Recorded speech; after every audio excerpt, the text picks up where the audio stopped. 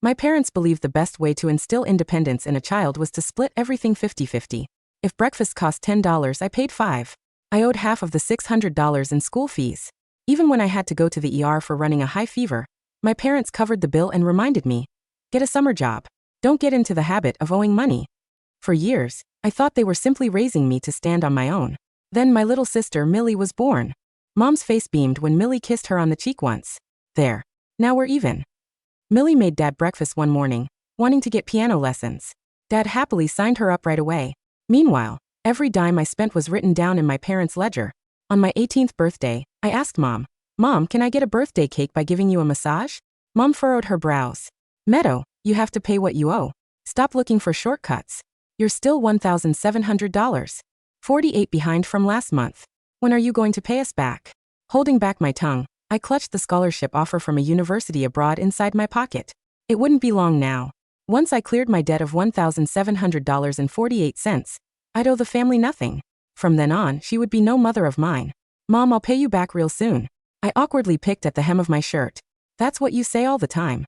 Name one month you actually paid off your debt. It's a good thing your father and I are generous enough not to hold it against you. My mother, Cassie, brushed me off with the wave of her hand before turning to my sister, who was sitting nearby, absorbed in a picture book. Millie, what do we call those who owe money and never pay back?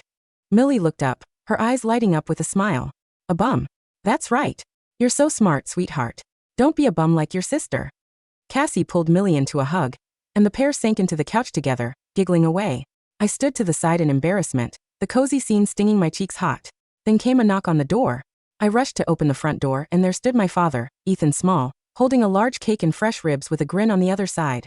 As my eyes welled up, I reached out to take the cake from him. Ethan dumped the ribs on me while holding the cake high. Millie, guess what I bought you? With Millie coming running in delight, Ethan scooped her into his arms. Ethan nuzzled her cheek lovingly, and she snuggled up with a chuckle. Meanie, your beard is poking me. I'm a meanie? Who gets this big cake then? Feigning anger, Ethan pulled a long face to tease Millie.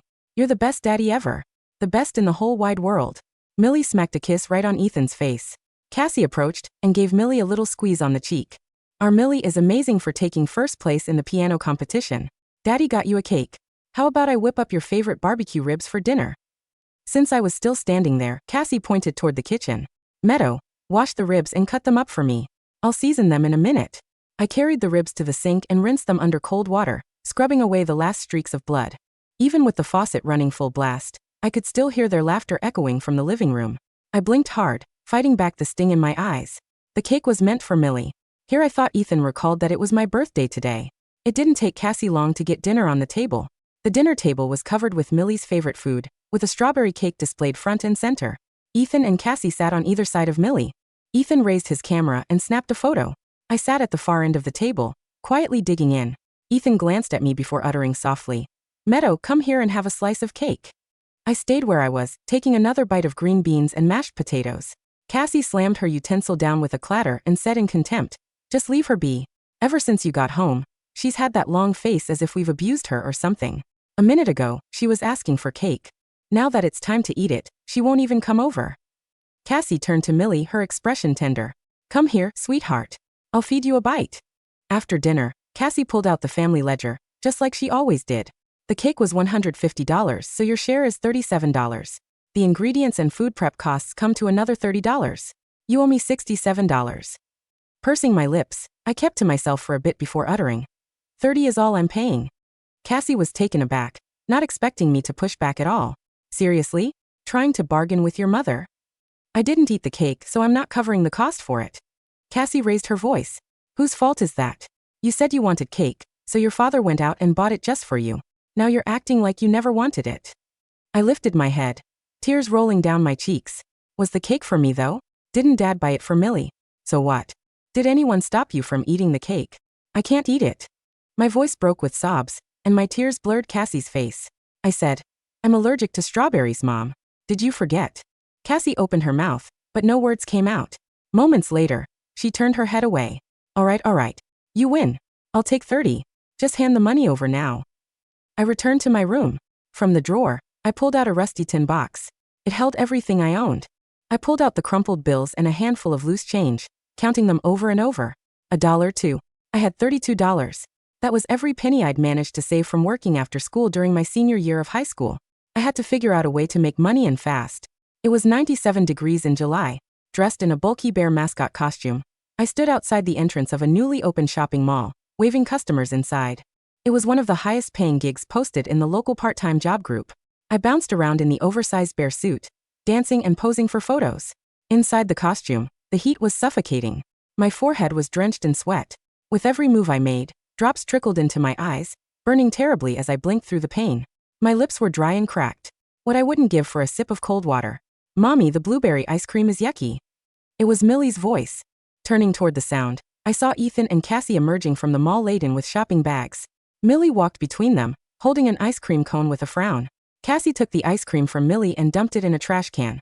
"If you don't like it, we'll just throw it away. I'll make you a milkshake once we get home." Millie glanced around and spotted me dressed as a mascot at the mall entrance. "Yay, that's a cute teddy bear." Lifting the hem of her little dress, she scampered over and looked at me with wide, blinking eyes. "Mommy, Daddy, I want a picture with the teddy." "Sure thing. I'll hold you up, Millie." Ethan walked over and scooped Millie up, so her face snuggled right against the giant plush head. Cassie walked over and draped an arm across my shoulders. A staff member snapped a photo of us together. Only I knew the photo captured the four of us as a family. In fact, I had taken photos with Ethan and Cassie when I was little too. Back then, Ethan and Cassie took me to an amusement park, holding my hand tightly between them. Ethan ecstatically lifted me high over his head and set me on top of a giant apple statue. I clung to the giant apple, terrified I'd fall. Cassie looked up at me with a smile and said, "There's nothing to be afraid of, Meadow. I'm right here. I'll catch you for sure." Then a park employee took a photo of us. Just like today, it was Ethan and Cassie on either side while I was in the middle. The only difference was, back then I wore a new dress Cassie bought me, and Millie was not in the picture. "All right. We got the picture. Now let's head home. It's scorching out here." Ethan put Millie down and picked up the shopping bags again. Taking Millie by the hand, Cassie walked toward the parking lot. The trio drifted further away until they disappeared around a corner. I danced at the mall entrance all day long, and at the end of the day, I collected $100 from the manager. With cash in hand, I bought a bottle of cold water and gulped the whole thing down. Back home, Ethan was playing board games with Millie, while Cassie was busy in the kitchen. Retreating to my bedroom, I put the remaining cash into the tin box. I logged today's earnings in my notebook. July 10th, earned $98. "Meadow, get in here and give me a hand." At the sound of Cassie's voice, I put away the tin box and went to the kitchen. "Look at you, running around all day doing God knows what. Don't get comfortable just because high school's over. Your father and I are only covering half of your college fees." Cassie was filleting fish at the kitchen counter, grumbling under her breath. "I wasn't out hanging around. I was working. Didn't you say that I'm behind on the payments?" Cassie glanced up at me, her gaze filled with strange, unreadable emotions. "At least you're finally acting responsibly. Go on. Shuck those. Millie wants baked cod with corn for dinner tonight. Get those shucked, and I won't charge you for tonight's food." I quietly pulled up a small stool and started peeling back the husks. Minutes later, Millie came running in. "What are you doing, Meadow? Let me in on the fun too." Millie reached for an ear of corn. Cassie was quick to stop her. "Oh no, sweetheart. What are you doing? You'll scratch your hands on the husks. Hurry along and play with Daddy. Meadow and I can handle this." Without a peep, I carried on shucking corn. By the time I'd finished the whole pile, the coarse corn silk had worked its way beneath my fingernails. All 10 of my fingertips were raw, itchy, and stinging. With the mall's grand opening wrapping up 3 days later, I had just over $200 to my name, so I bought lemons, cups, and bags of ice. Every evening, I set up my lemonade cart outside the town square, where people gathered after work to eat, shop, and escape the heat. The brutal summer heat worked in my favor because business was better than I'd imagined. One evening, I was out there, calling out to potential customers. Holding Millie's hand, Cassie led her across the town square after her piano lesson. Tagging along were several of Millie's friends and their respective parents. Spotting my cart, Millie bolted toward me. "Meadow, I want some lemonade. I'll have a cup." Millie tugged playfully at my sleeve, and her friends quickly chimed in, asking for lemonade too. As one parent reached for their phone to pay, Cassie put a hand out to stop them. "Oh, don't worry about it. This is my daughter. She's running a little business. It's just a few drinks. Consider it our treat." The parent gave me a thumbs up. "Good for you. You're working hard and gaining life experience. How old are you? Are you in college?" Not even stopping for a beat, I kept making the lemonades one by one for the kids. "I'm 18. I start my freshman year in September." "Oh, fantastic. Where are you going to college?" "Stanleyford." I deliberately gave the name of a different school. Wide-eyed, The parents started showering Cassie with compliments.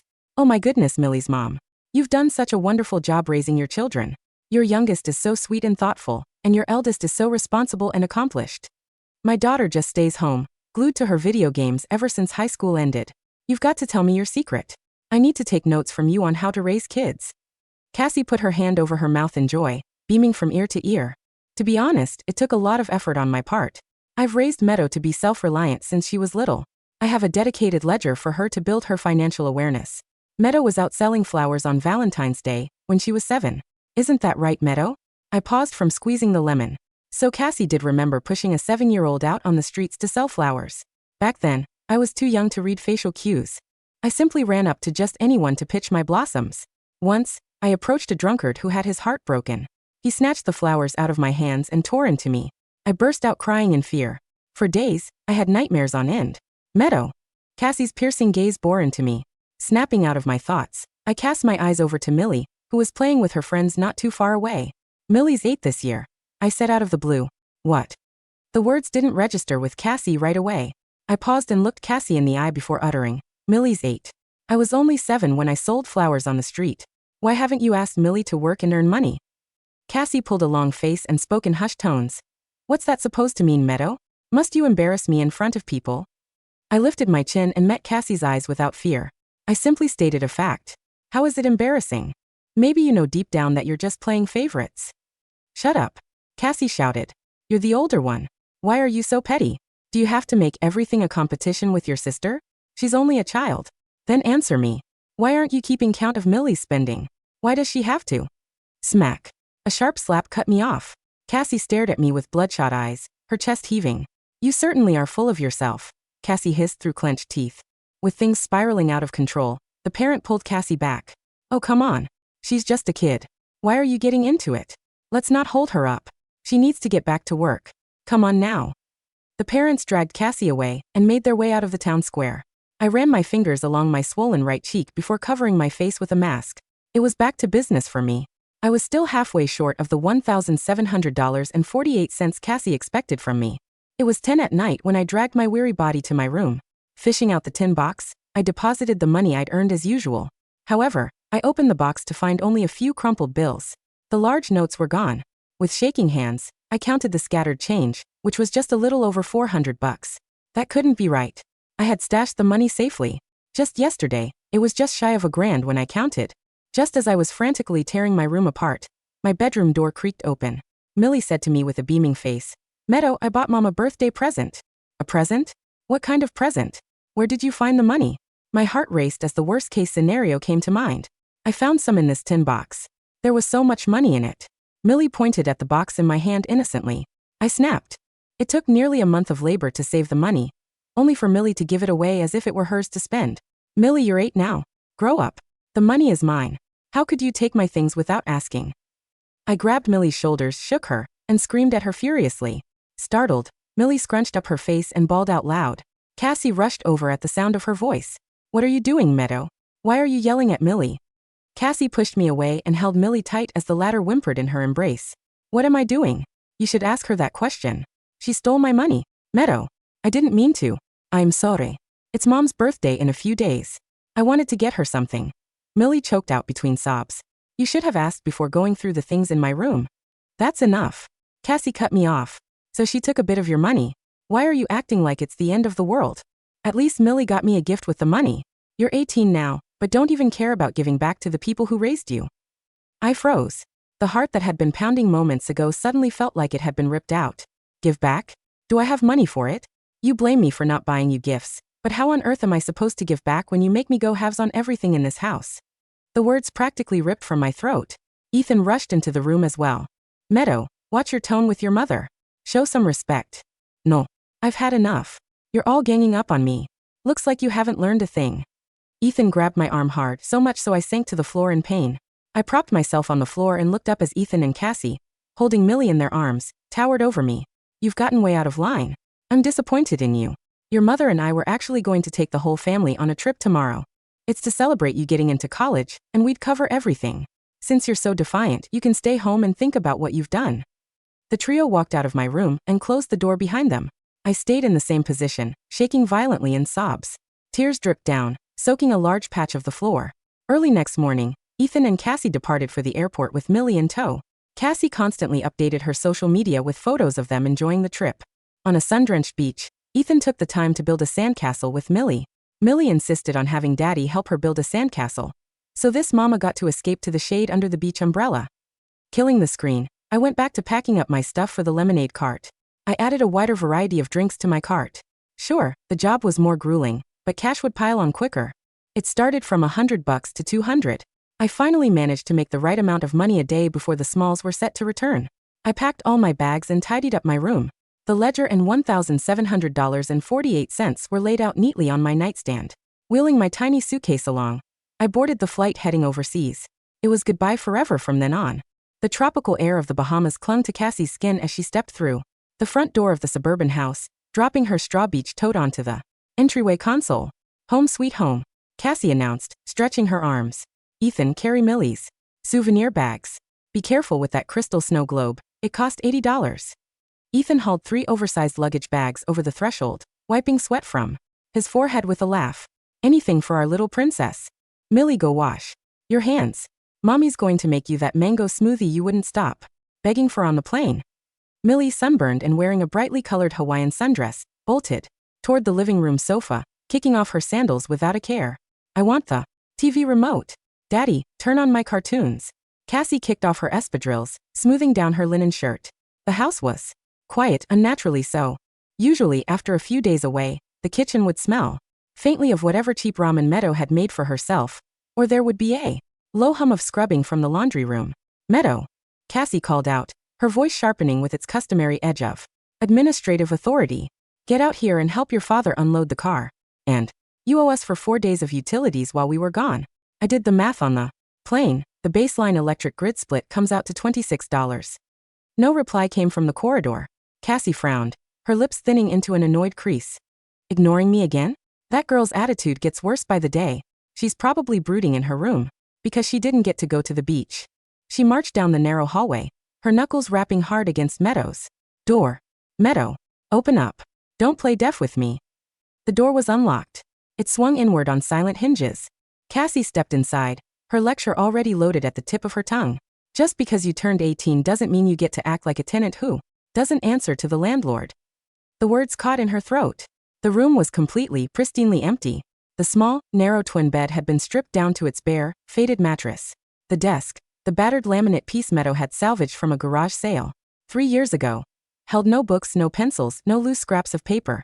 The closet door hung halfway open, revealing 5 empty wire hangers dangling from the wooden bar. The morning sunlight filtered through the bare glass window, illuminating the dust motes dancing in the sterile air. In the center of the nightstand sat 2 things. The first was the dark green family ledger, its corners frayed from 10 years of compulsive bookkeeping. The second was a small, neat pyramid of cash. Cassie took a slow, hesitating step forward, her brow furrowing in confusion. Ethan? She called over her shoulder, her voice sounding strangely thin. Ethan, come in here for a second. Ethan walked in, still holding a plastic bag of duty-free rum. What is it? Did she leave a mess? He stopped beside his wife, looking down at the nightstand. Resting on top of the green ledger was a single slip of loose-leaf paper. On it, written in Meadow's precise, clean handwriting, were 4 short lines. Total calculated debt to Cassie and Ethan Small, $1,700. 48. Amount enclosed, $1,700.48. Exact cash, 17 $100 bills, 125 cents. Quarter, 2 10-cent dimes, 3 1-cent pennies. Balance, $0. Account closed.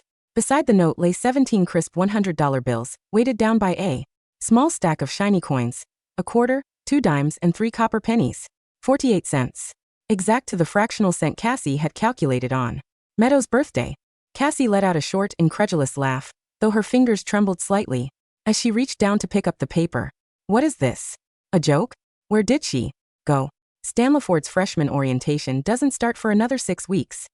Ethan looked around the bare room, his eyes lingering on the empty closet. She probably moved into a friend's apartment to throw a tantrum. She did this after high school graduation, remember? Stayed at that library girl's house for 3 days until she ran out of gas money.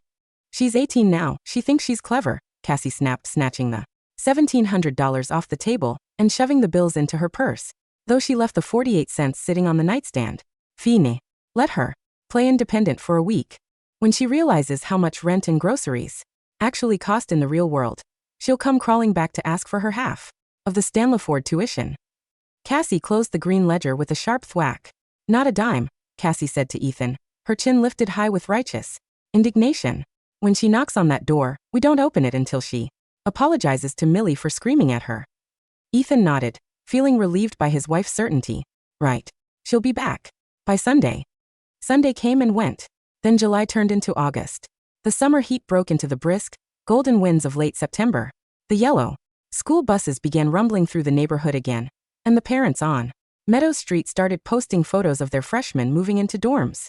Across the state, at the community center outside the town square, Cassie sat at a marble table with 3 other mothers, watching Millie's advanced piano ensemble practice through the glass partition. Cassie, your Meadow went to Stanleyford, right?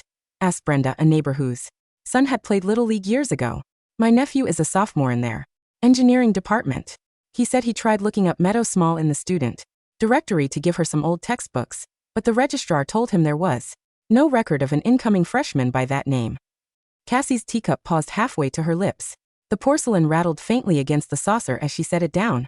Oh, you know how these massive universities are, Cassie said, forcing a bright, indulgent laugh that didn't reach her eyes. Administrative errors happen all the time during registration week. Meadow is probably in the honors cohort. They keep their roster private until midterm evaluations. Is that so? Brenda smiled politely, though her eyes were sharp. I saw her old high school counselor at the grocery store last week.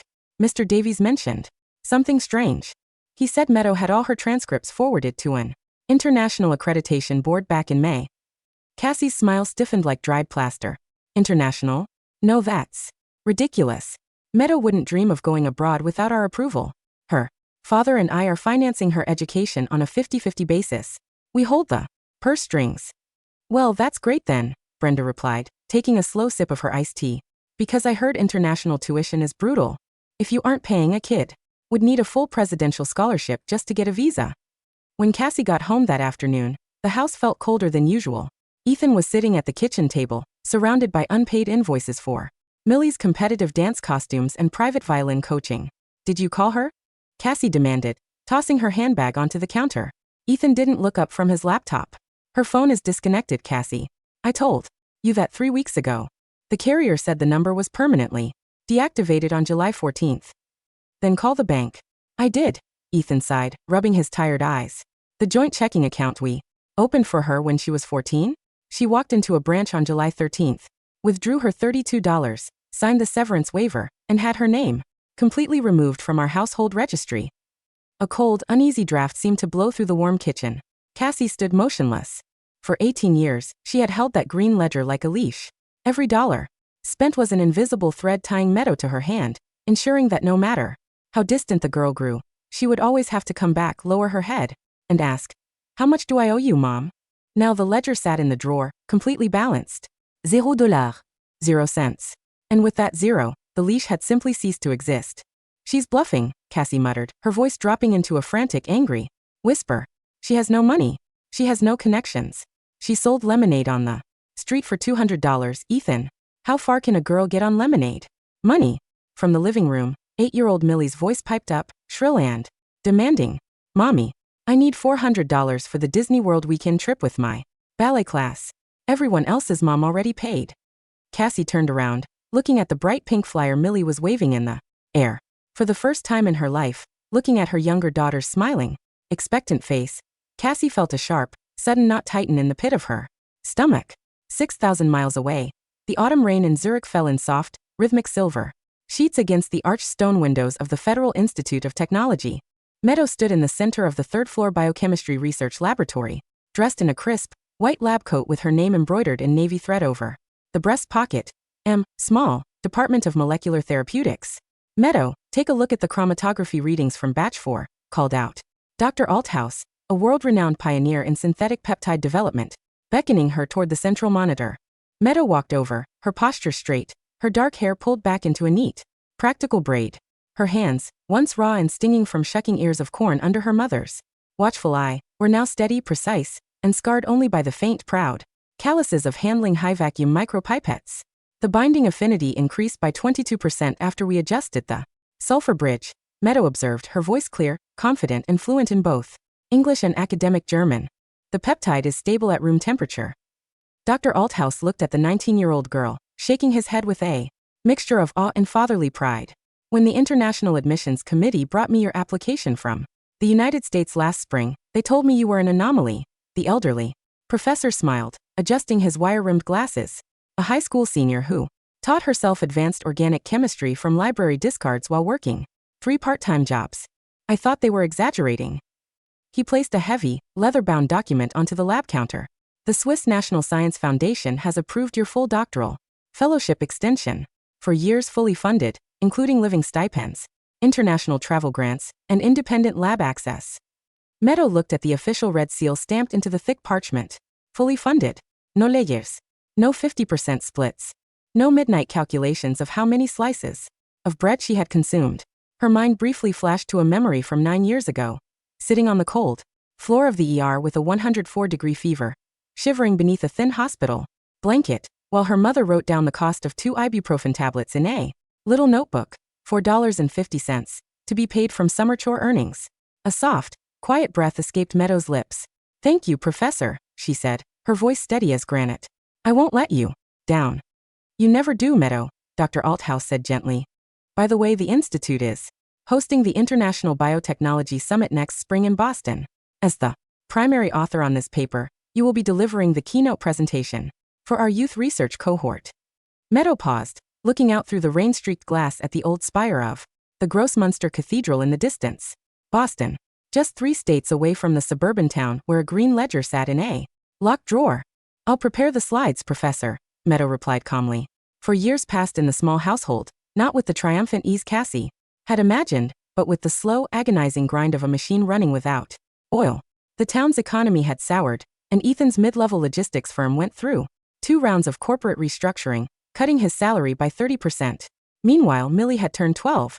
The sweet, chubby-cheeked girl who used to kiss her parents' cheeks for piano lessons had transformed into a sullen, sharp-tongued preteen with an insatiable appetite for designer sneakers, high-end smartphones, and private equestrian golf.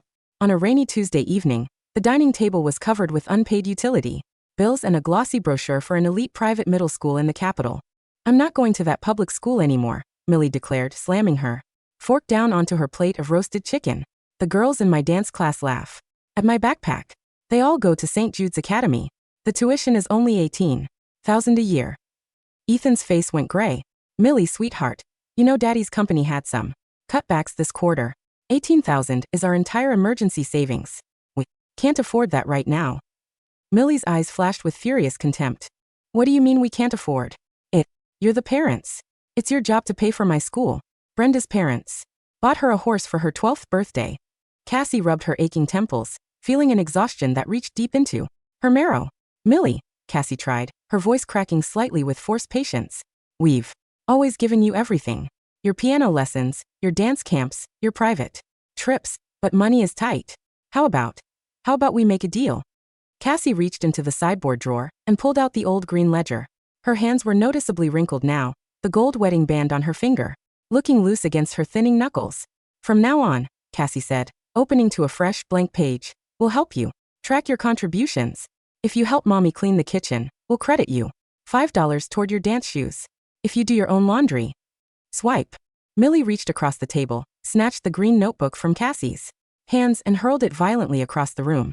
The spine cracked against the baseboard, the yellowing pages fluttering open on the linoleum floor. "Are you insane?" Millie screamed, her face flushed with pure, venomous rage. "You want me to work for $5? I'm 12 years old. What kind of abusive, cheapskate parents make their own daughter pay for her own clothes?" She kicked her chair back so hard it fell over with a deafening crash, storming toward the hallway. "I hate this family. You ruined my life. If you couldn't afford to raise a child properly, you shouldn't have had me." The bedroom door slammed shut with such force that the framed photograph of the Bahamas beach trip fell off the wall, the glass shattering on the hardwood floor. Silence descended upon the room. Ethan sat motionless, his head buried in his trembling hands. Cassie slowly knelt down on the floor, picking up the battered green ledger. Her eyes drifted down to the last entry written in the book, the entry from 4 years ago, written in her own sharp, aggressive handwriting. "July 14th, Meadow Small. $1,700.48, settled in full. Cassie ran her thumb over the dried ink. For 12 years, she had poured everything, her praise, her adoration, her unconditional indulgence, into Millie, convinced that love was a gift you only bestowed upon the child who smiled back at you. And she had taken the other child, the quiet, resilient girl who had bled from her fingertips shucking corn without a single complaint, and weighed her worth on a kitchen scale down to the halfpenny. Ethan, Cassie whispered, her voice shaking violently as a single, bitter tear dripped onto the open ledger. Where is Meadow? Ethan didn't answer. He had no answer to give. The breakthrough came 6 months later, not through a phone call or a letter, but through a notification on Ethan's tablet. Ethan was scrolling through a regional business journal during his lunch break when an article headline caught his eye. Global biomedical breakthrough. 22-year-old scholar Meadow Small leads Swiss team in revolutionary peptide patent. Boston Symposium to host keynote address. Ethan choked on his coffee, nearly dropping the tablet.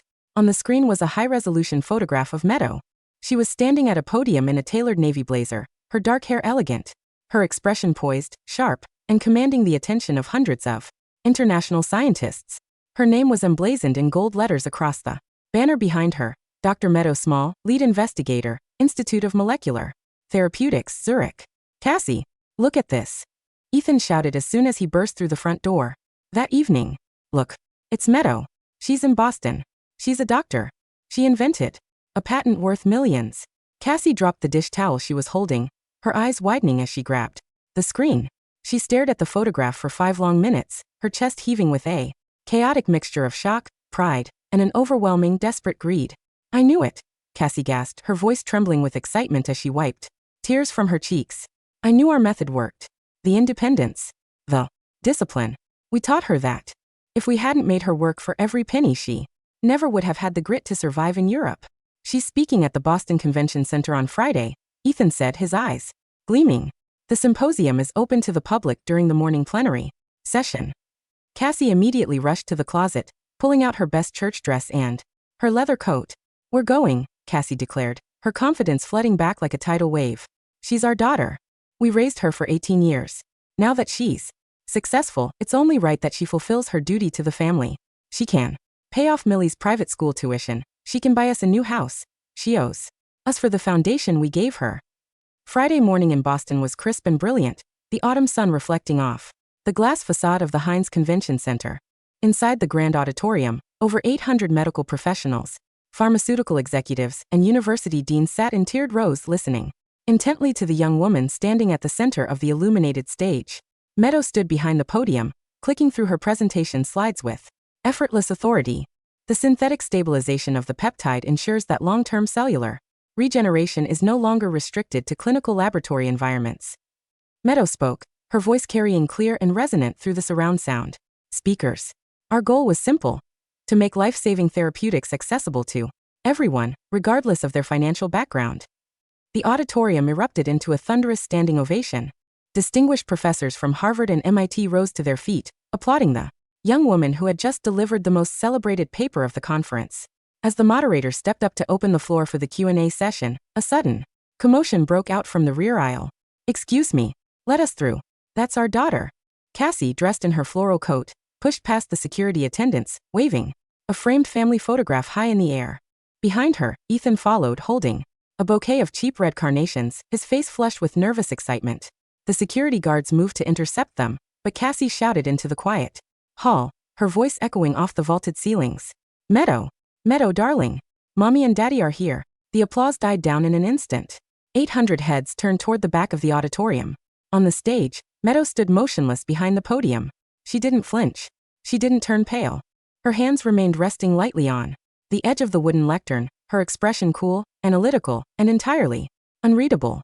The conference director rushed to the stage microphone, frowning. Security, please escort these individuals out. This is a closed academic session. Wait. Please don't remove us. Cassie cried out, tears streaming down her face, with theatrical perfection as she reached the bottom of the stage steps. We are her parents. We traveled 600 miles just to see our little girl. We haven't seen her in 4 years. The audience murmured with confusion and sympathy.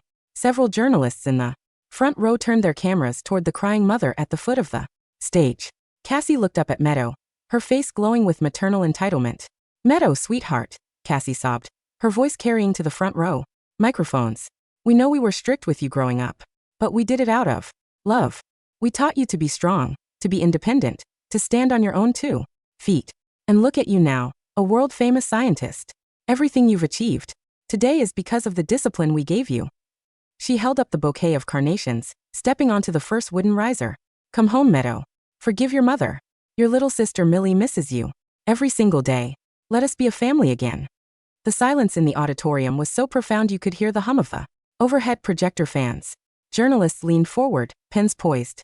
The academic elite of 2 continents watched the young scientist on the stage, waiting for the tearful reconciliation of a prodigy and her humble parents. Meadow looked down at the woman standing at the base of the stairs. She looked at the cheap red carnations. She looked at Ethan, who was nodding encouragingly with an eager, pleading smile. Then slowly, Meadow reached into her leather portfolio resting on the podium. She pulled out a small, laminated booklet, its pages scanned and preserved in high-resolution archival plastic. She tapped the control screen on the podium. The massive 60-foot projector screen behind her, the one that had just displayed complex molecular diagrams, flickered. The slide changed. A high-definition scan of a handwritten ledger filled the entire wall. Meadow Small, account of expenditures, age 7 to 18. The audience blinked, confused, as Meadow spoke into her microphone. Her voice was smooth, level, and devoid of any anger. A surgeon describing a routine incision. In this ledger, Meadow said, her words echoing crystal clear across the 800 seats, is the complete financial accounting of my childhood. She clicked the remote. Slide 1, March 14, 2011. Emergency room visit for acute viral bronchitis, age 8, total cost $480. 00. Meadow's 50% share, $240. Paid via summer lawn mowing. Slide 2, February 14, 2012. Valentine's Day flower inventory, $35. Meadow, age 7, assigned to street corner sales from 4 p.m. to 10 p.m. Profit retained by parents, $112. Slide 3, July 10, 2019. Mascot costume rental for shopping mall promotion. Meadow, age 18, heatstroke incident. Water bottle, $2, self-funded. The auditorium went dead, horrifyingly still. The journalists stopped writing. The professors from Harvard stared up at the screen with open mouths, their eyes wide with disgust. My parents did not teach me independence, Meadow continued, looking directly into the camera lenses in the front row. They ran a domestic debt collection agency where an 8-year-old child was billed for her own antibiotics, while her younger sister was given piano lessons in exchange for a kiss on the cheek. Cassie's face turned from triumphant red to an ashen, mottled gray. Her arms slowly dropped, the cheap carnations slipping from her fingers and scattering across the carpeted steps. Meadow, Ethan choked out, his voice cracking with terror. Stop, please. Not in public. Meadow clicked the remote one final time. The screen displayed the final page of the notebook, the scan of the $1,700.48 sitting on the bare mattress. On my 18th birthday, Meadow said softly, I settled my account in full, down to the 48 cents my mother calculated for my share of the groceries I was allergic to. She looked down from the height of the stage at the 2 broken figures standing below. I do not owe the small family a single dollar. I do not owe them a single hour of filial support. And I do not owe them my name. Meadow set the remote down on the podium. She turned to the conference director, bowing her head with polite professional grace. Thank you, ladies and gentlemen. My presentation is concluded. The auditorium did not wait for the moderator. A roar of outraged murmurs swept through the crowd as 4 armed security guards immediately stepped between the stage and the small parents, firmly taking Ethan and Cassie by their arms and marching them backward toward the exit doors. Get your hands off us, Cassie shrieked, her mask completely disintegrating as she thrashed against the guard's grip, her voice turning into a feral, desperate screech. She's my daughter. I gave birth to her. The law says she has to take care of me. Meadow. Meadow. The heavy mahogany doors of the grand auditorium closed shut with a final, echoing thud. 2 years later, the morning sun over the lake in Zurich was warm, golden, and unobstructed by clouds. Meadow sat on the outdoor terrace of a lakeside cafe, wearing a light cashmere sweater, sipping a warm cup of coffee while reviewing the final architectural drafts for her new nonprofit research foundation. Beside her, a colleague from the institute slid a printed newspaper across the wooden table. News from your home country, the colleague said gently. Thought you might want to know it's officially over. Meadow glanced down at the small column on page 6 of the international section. Following the public exposure at the Boston Symposium, Ethan's logistics company had terminated his contract to avoid public boycotts. Ostracized by their neighbors and buried under the debt of Millie's private school lawsuits, the small family had been forced to declare personal bankruptcy. 6 months ago, upon turning 16, Millie had stolen the last $4,000 from Cassie's hidden jewelry box and eloped with a local mechanic to another state, leaving behind a short note. "Don't bother looking for me. You're broke, and you have nothing left to give me." Cassie and Ethan were now living in a subsidized studio apartment in an industrial town, working alternating shifts as night shift grocery stockers just to pay their basic utilities. They kept the green ledger on their bedside table, but there was no one left to pay the balance. Meadow looked at the article for 3 seconds. Her heart didn't race. Her hands didn't shake. There was no joy, no triumph, and no lingering sting of bitterness. There was only the vast, tranquil silence of a clean sky after a long, brutal winter. She folded the newspaper neatly, set it aside, and took another sip of her coffee. The warm breeze from the Alps ruffled the edges of her research papers. She looked out over the deep, sparkling blue water of the lake, smiled and picked up her pen to design the future.